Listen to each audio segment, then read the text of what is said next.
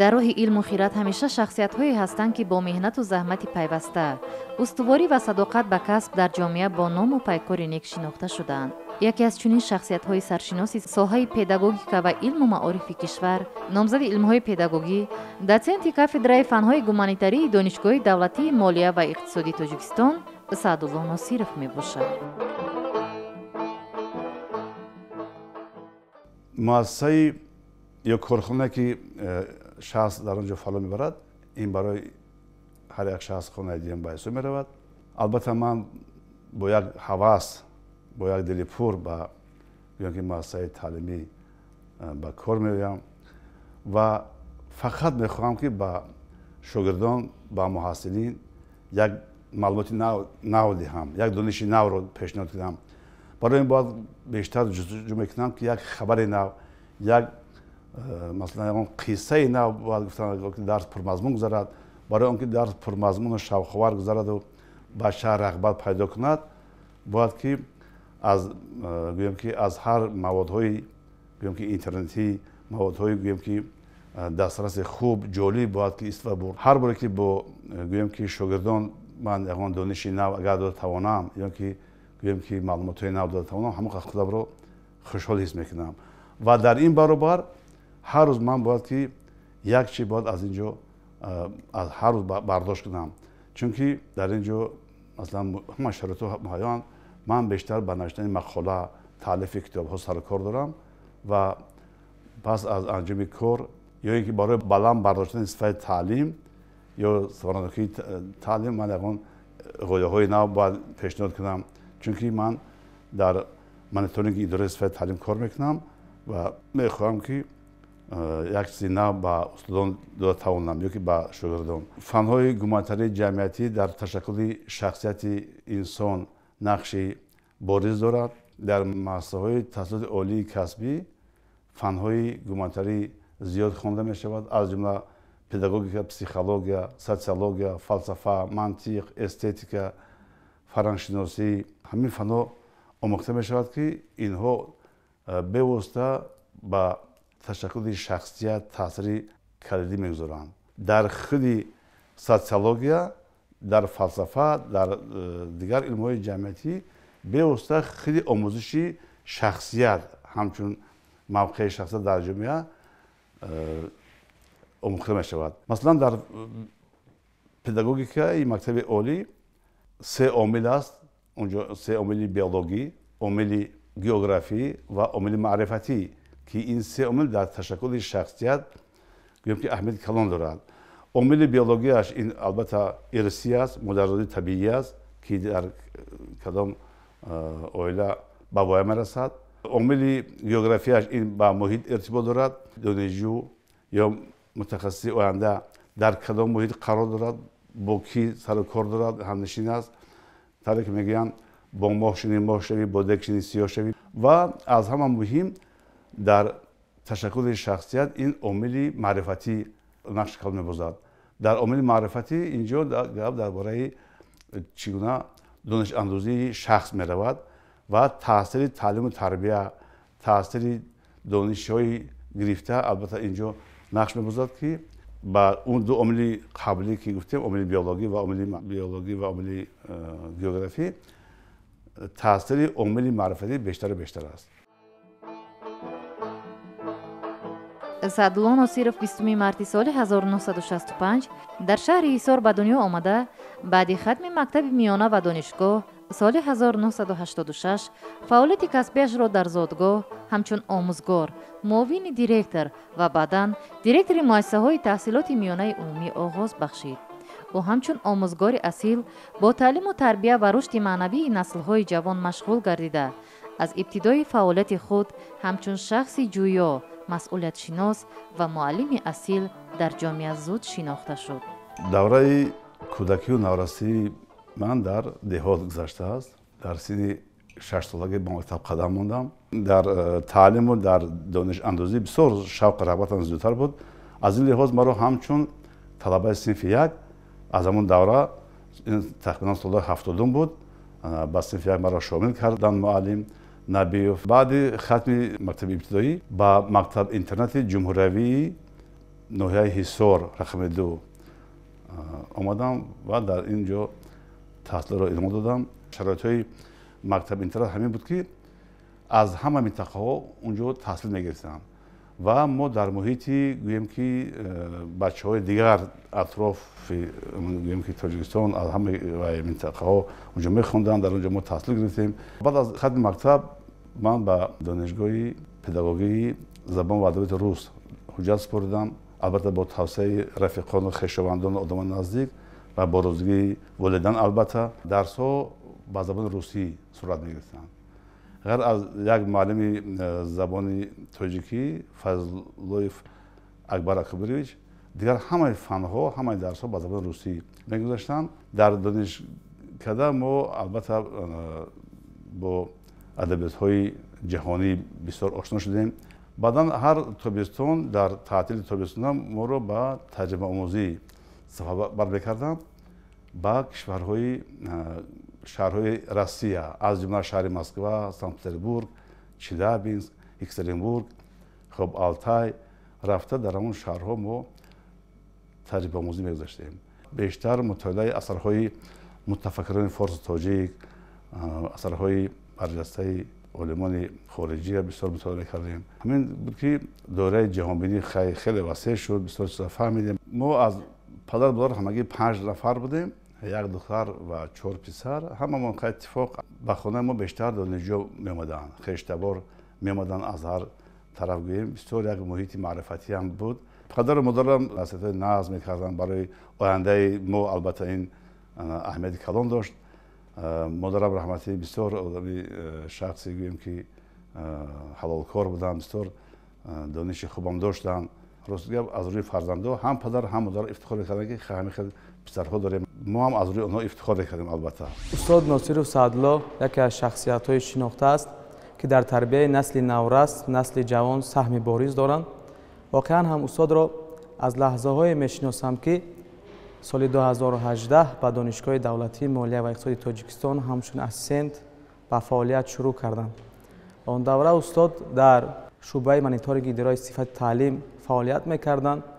شناسایی ما از آن لحظه آغاز گردید که اولین درس‌های من در دانشگاه از جانب استاد تحلیل گردیدند. واقعا هم استاد یک تحلیل واقعی از لحاظ پداگوژی، پسیکولوژی بسیار هم جالب نمودند و برای ما توصیه کردند که در ابتدا برای یک معلم جوان، برای یک اسیستنت درس آنقدر بد نیست، اما لازم است که باید تکمیل داده شود تا اینکه آموزگار اصیل کسی شده میتواند که پیوسته از بالای خود کار و فعالیت میکند. خود پداگوژی این علم اجتماعی است.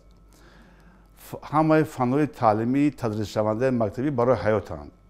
در مکتب زیاده از 20-25 فن تعلیم میخوانند و همه آنها بچه را برای حیات نمون می‌سازد.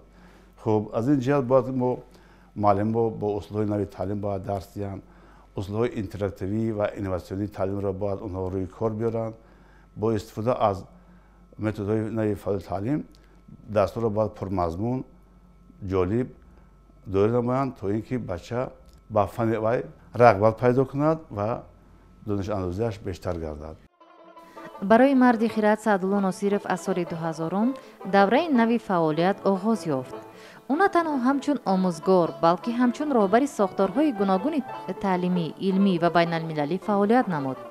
در وظیفه‌های مدیر شعبه مارکتینگ، دیرکتور مرکز تعلیمی، راهبر در ساحه‌های همکاری‌های بین المللی و ژورنالیستیک تجربه غنی انداخت.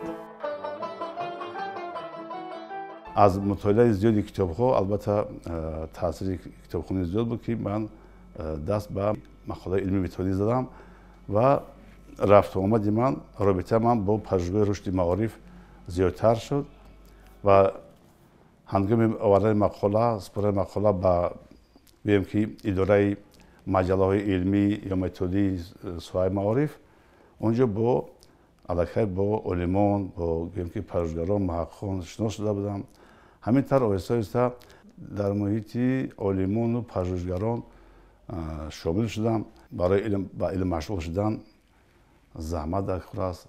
خیلی که مهنتی شب و روزی میخواهد. هنگامی که رساله نامزدی را دفاع کردم با همراهی استاد شادروان خودمراد بویداخوف بسیار آدم دانشمند، بسیار مردی هوشمند بودند در ساحه علم.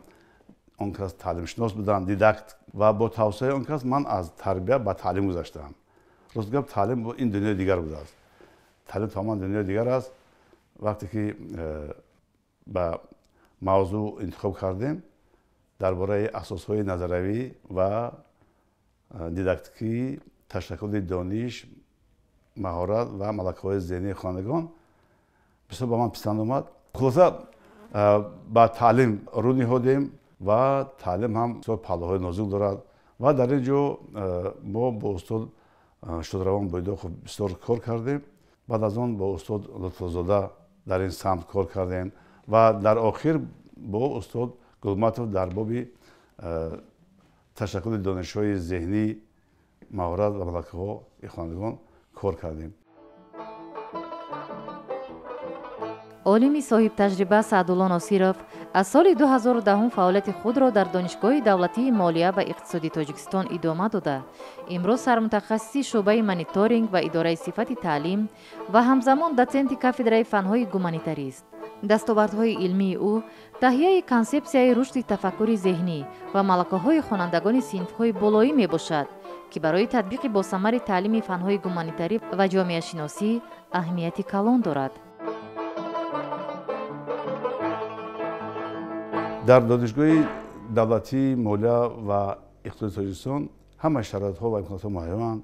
در اینجا آزمایشگاه‌های تعلیمی از جمله آزمایشگاه تعلیمی گمرک، بانک تعلیمی داریم، اقتصاد رقمی هست، مرکزهای آموزشی زبان‌ها و زبان آموزی هست. اینجا هم برای استادان هم برای دانشجویان لابراتوارهای تعلیمی هست. تمام امکانات هست. در اینجا مبادله اکادمی دانشجویان صورت می‌گیرد. در دانشگاه از ما در خارج کشور میخوانند، از خارج کشور در ما تحصیل میکنند. هر سال در دانشگاه تکمیل اختصاص راهاندازی میشود و معلمان نوکار و نوتجربه و اسیستانت‌های جوان به این کورس‌ها شامل میشوند. آنها را ما از کورس‌ها می‌گذرانیم. بسیار چیزا را میفهمند. طوری که گفتم اینجا دانشگاه غیر پداگوژی است. برای آنها یاری‌های متدی، توسعه متدی میدیم از قبیل دانشگاه پداگوژی، پسیخولوژی، دیداکتیکی، متدی تعلیم که توانند مثلا درس‌های خود را جالب و پرمضمون گذرانند. به مربی، به آموزگار یگان کس از پیش خود چیزی نمی‌شود و استاد ناصرов سعدالله از زمره چنین استادانی میباشند که در طول فعالیت خودشان بسیار شاگردان را تربیت نمودند و یکی از همین گونه شاگردان شخصا خود من میباشند که استاد در مهارت پداگوژی، در طرز و اصولهای درسگذرانی به ما راه و روش خاصه را می آموختند. استاد را در مؤسسه های عالی جمهوری تاجیکستان همگان همچون یک آموزگار پیشصف و پیشقدم می شناسند. زیرا استاد هر کاری که پیشه می گیرند و هر آموزگاران جوان را که به راه و روش نوی درسدهی راهنمایی میکنند، یک جذابیت و یک راه خاصه خودشان را استاد دارند. طول فعالیت کاری پداگوژی هم نزدیک به 3 یا 4 هزار درس را من اشتراک کردم و تحلیل کردم. سرکرده از مکتب میانه تا مکتب عالی با درس‌های معلمان نوکار، کم تجربه بیشتر شامل میشدم. حالا هم در این وظیفه که کار میکنم درس‌ها را مشاهده میکنیم، تحلیل میکنیم، با معلم‌ها جهت‌های مثبت و منفی، موفقیت و کمبودی‌ها رو میگوییم، توصیه می‌کنیم تا اینکه درس‌ها رو پرمضمون و در سطح بلند کسبی داشته باشند و البته این نتیجه هم می‌دهد. نتیجه آنها رو ما خودمون مشاهده میکنیم. هنگام وارد شدن به درس معلم می‌بینیم که در حقیقت کمبودی‌ها رفع شدند و معلم به یک نتیجه که نظر است نائل شده است. آثار علمی و متدی محققی برجسته سعدالله ناصرов شامل 4 монография، 7 واسطه تعلیمی و دستورهای علمی متدی و نزدیک به 200 مقاله از جمله 78 مقاله در مجله‌های علمی با نفوذ داخل و خارج می باشد. کتاب‌های او از قبیل تربیت در روندهای تعلیم، یگانگی آموزش و زندگی، ва социология имрӯз дастури арзандаи омӯзгорон ва донишҷӯён шудаанд. дастовардҳои илмӣ ва таҳқиқотии ӯ ба рушди тафаккури зеҳнӣ, малакаҳои хонандагон ва татбиқи босамари таълими фанҳои гуманитарӣ ва ҷомеашиносӣ равона шудаанд. ҳамаи фанҳои таълимии тадрисшаванда барои ҳаётанд. новаста аз он ки дар кадом самт ё соҳа кор мекунад ё фаъолият мебарад, вай бояд ки бархурдор бошад. дар бораи кор наомадан ва ё коромад будани баъзе фанҳои таълимӣ баъзе фикру андешаҳо зиёданд. ихтилофи назар аст.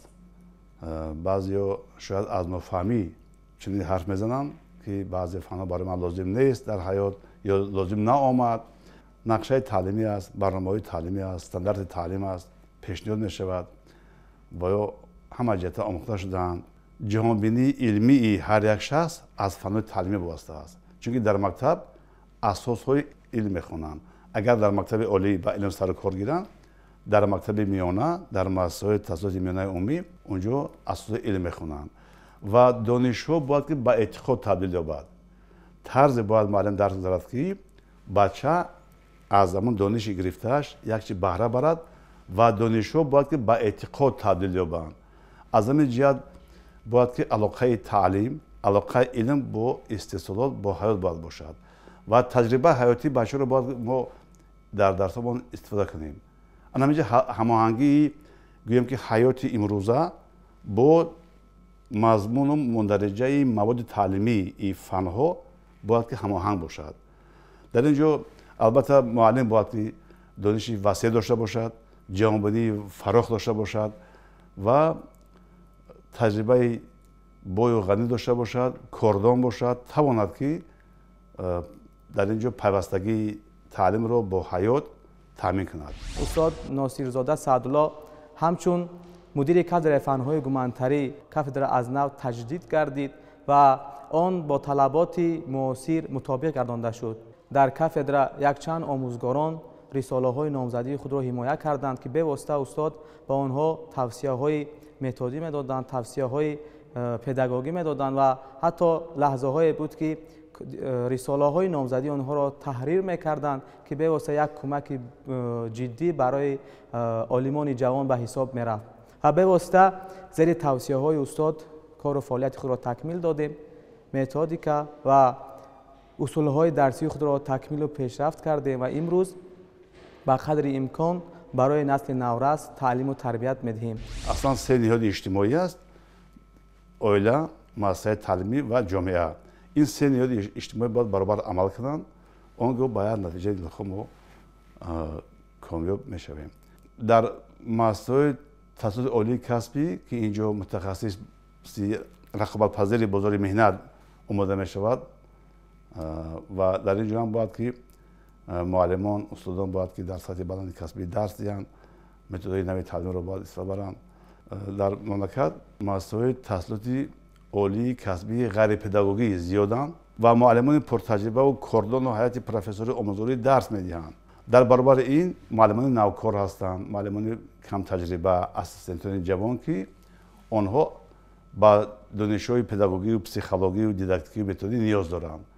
аз ин лиҳоз ман маслиҳат медодам, тавсия медодам ки дар худи дохили донишгоҳҳо, муассисаҳои таҳсилоти олии касбии ғайрипедагогӣ бештар курсҳои сайёр, курсҳои такмили ихтисос, бозомӯзии муаллимон бояд дорӣ карда шавад ва бевосита бо донишҳои гӯем ки педагогиву донишҳои психологӣ, дидактикӣ, методӣ онҳоро бояд ки мо фарогир созем ва дар ин баробар онҳо бояд ки бо техника ва технология муосир бояд сару кор дошта бошанд худи устодон ва якчанд қадам бояд аз шогирд пештару пештар бошанд. олими тоҷик саъдулло носиров таъкид мекунад ки сармояи ҳақиқии миллат ҷавононанд ва вазифаи омӯзгор бедор кардани нерӯи зеҳнӣ, эҷодӣ ва масъулияти онҳо дар роҳи созандагист. ба андешаи ӯ ҷавонони дорои дониш, малака ва ҷаҳонбинии васеъ метавонанд ояндаи дурахшони кишварро таъмин созанд. барои ҷавонон бояд ҳамин хел принсип бояд бошад. як принсип аст ки худомӯзӣ, худ тарбиякунӣ, худ инкишофдиҳӣ, худ تنقیدکنی، خود تنظیم نمایی، اینا چند تا همه خیلی پرینسیپ هستن که هر یک انسان، مخصوصا دانشجویان متخصصان آینده همین کار را باید که سرمشق کار خود کنن. در محیط معرفتی گفتیم باید قرار داشته باشن، بیشتر مطالعه کنن، با علم های زمان امروزه سر و کار داشته باشن، خصوصا طوری که پیشوای ملت تاکید می‌سازد دانستن زبان های خارجی حتما باید مثلا برای آماده شود. خیلی هر یک شخص باید که زبان های خارجی از جمله روسی و انگلیسی باید داند، از نازکی های تکنیک و تکنولوژی معاصر برخوردار باید باشد، باید عقب نماند از جامعه امروزه. در زمان گلوبالیزاسیا، امروز روند گلوبالیزاسیا است، باید که قفا نماند و چون تاجیکستان رو در جهان جامعه جهانی اعتراف کرده است و باید که ما همقدم زمان باشیم. در وقتی لکسیه خواندن، لکسیه من به طریق مباحثه میگذرد. راستی من لکسیه رو کاری میکنم، در لکسیه من میپرسم.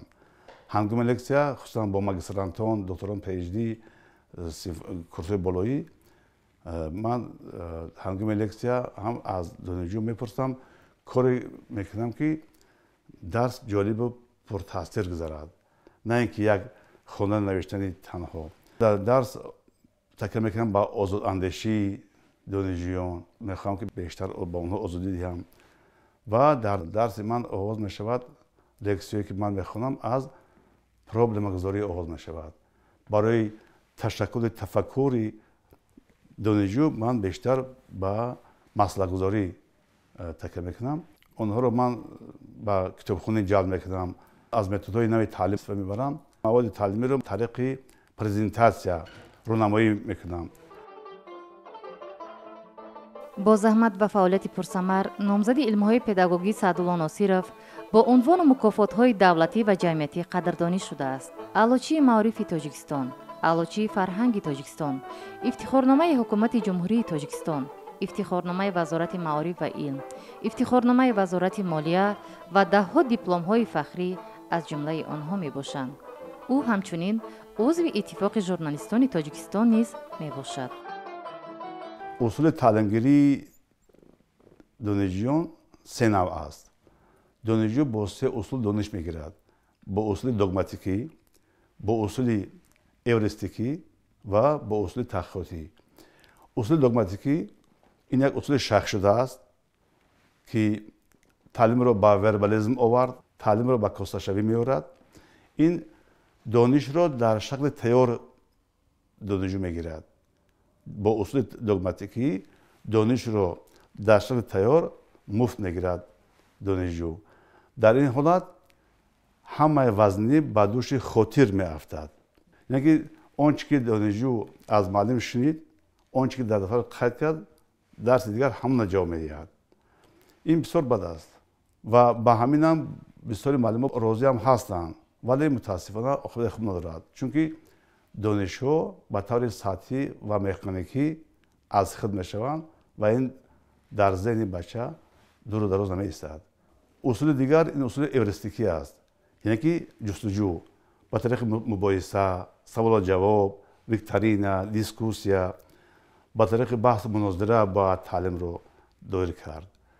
در جریان تعلیم میتوان از این اصول استفاده برد. موضوع بحث باید باشد، فکر و اندیشه باید آزاد گفته شود. در متدهای اینتراکتیوی تعلیم اینا هستند، گفته شده است در دیداکتیک تعلیم.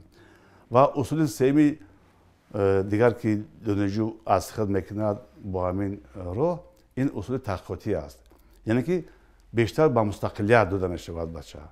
یعنی که بچه میتواند که مستقلانه در خانه دانشجوی گرفته خود رو تطبیق کند. مثلا از ادبیات نوشتن انشا آزاد، نوشتن اسه، نوشتن یگان حکایه خرد میتواند خدمت بچه ایجاد کند. این اصول بسیار بلند خوب است، اصول تحقیقاتی. یا اینکه از فنای بوتانیکا مثلا پیوند کردن نیال‌های میوه‌دار با همدیگر پیوند کردن، تجربه گذراندن از فن فیزیکا از دیگر فنای شیمی مثلا خودش مستقلانه همین کار میکند. اصول تحقیقاتی بسیار اصول خوب است و این رو باید ما خود معلمان باید تیار کنیم بچه‌ها رو، نه اینکه فقط با اصول دگماتیکی در شکل تیار با اونها دانش دادن است. استاد همیشه جانبدار آن هستند که آموزگاران جوان با راه و روش اصولهای نو و با طرز زمانوی درس خود را گذارند. زیرا اگر درس شوق‌آور باشد، داوطلب دانشجو میتواند که از همه فنهای زمانه خود برخوردار باشد. به همین خاطر استاد باز یک خصلت دیگر هم دارند که همیشه جوانان را تلقین میدهند برای حمایت کردن رساله های نامزدی. یعنی همیشه تاکید میکنند که وقتی که در مؤسسه های عالی تحصیل میکنیم ما باید که زینه عالی حمایه رساله ها رو دفاع کرده باشیم که و جوانان باید همه طرفه در دانستن علم های زمانه موفق باشند. با اندیشه استاد سعدالله ناصرов اویلا مکتب نخستین انسان است که شخصیت، اخلاق و آرمان‌های فرزندان از همین جا سرچشمه می‌گیرند. در کنار فعالیت علمی و پداگوژی استاد صاحب 4 فرزند و 8 نبیره میباشد. او را همچون عالم و استاد و همچون انسان صمیمی و خاکسار میشناسند که به نسل جوان نه تنها دانش بلکه درس زندگی و مسئولیت را نیز میرساند. هنگامی که ما از یک معرکه توی اومده بودیم با همکورس‌ها یک جا بودیم، یک نصیحت خوب کرده بود که پسرم اینها که اگر نخوندن تو بخوان، تو زیرا که تو فرزند معلم هستی. وقتی ما رو نصیحت میکردم باید نمونه عبرت باشید در بین این همسبقان تو دیگر باید باشی، زیرا پدر تو معلم است، پدر تو نان معلم خورده است و تو رو با نان معلم کلان کرده است. و راستی که این نصیحت های پدرانه بود که به این وای رسیدم و همچون سال 2024 نیز با دستگیری پدر نیز بود که حمایت کردیم و در ساحه علم قدم ماندیم و بسیار چیزها رو آموختم. حتی متدیک تعلیم، اصولهای نوی تعلیم، درسگذاری با دانشجویان، فهماندهی، درس رو چخیل آغاز کردن، همه این رو ما از پدر خوب آموختم. جاش میشد که جنگ هم میکردن که بیهوده‌گردی نکن، هر جا نرو، فقط برای علم باشه. امروز که صاحب هم عائله هستم، فرزند هستم و هر روز میگه که با فرزندان سختگیری باش، با فرزندان سختگیر باش، زیرا آنها نسل آینده عائله ما هستند. فقط یک شعار خوب داشتن که روز به روز بخرد و سالار شوید، نه چی دیروزه به یک قاعده تکرار شوید، که امروز این شعار هم نیز در من مانده است و هنگام وارد شدن به درس هم به دانشجویان نیز میرسونم. در دنیا بعد از سلامتی برای انسان وقت است. من آماده هستم که با همه شاگردانی که زیر دست من تحصیل کردن، خصوصا ماگسترانتون، دکتران پی‌اچ‌دی، هر چه زودتر کارهای علمی خود را به انجام رسانند، با حمایت پیشنهاد شوند، رساله‌های علمی خود را هر چه زودتر دفاع کنند، صاحب آبرو و اعتبار بلند شوند. همزمان با دانشجویانی که اکنون نوک به استانه مکتب عالی قدم می‌نهند مقصد گذارند. به مقصد یگان کار نمی‌شود. اول مقصد گذارند، برای مقصد را عملی کردن سعی و کوشش کنند و برای تطبیق مقصدها باید که از پی عملش در آنها گردند. با هر راه و واسطه باید که مقصد خود را عملی سازند، تطبیق شود و در این کشور آرام، کشور آسایشته باید که زندگی شایسته داشته باشند. برای این از خود انسان وابسته است. هر یک انسان، هر یک دانشجو باید که مقصد گذارد. در دنیا اگر 100 بهانه باشد، 101 امکانات است. همه وقت امکانیت از بهانه یک باید زیاد نیستد. از این لحاظ نباید بهانه جست و بیشتر و بیشتر باید با علم و معرفت، با دانش باید سر و کار گرفت و دانشی خود را فراخ کرد. جهانبینی وسیع میخوام داشته باشند جوانان امروزه ما و افتخار ملت و کشور خود شوند.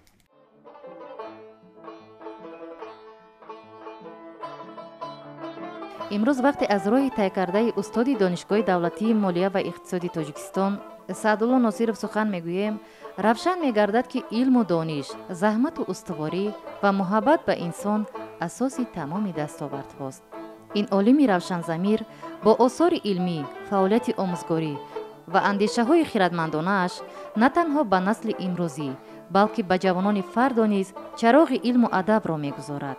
маҳз садоқату маърифати чунин олимон аст ки ҷомеаро рӯ ба пеш мебаранд ва анвори хиратро равшан месозанд.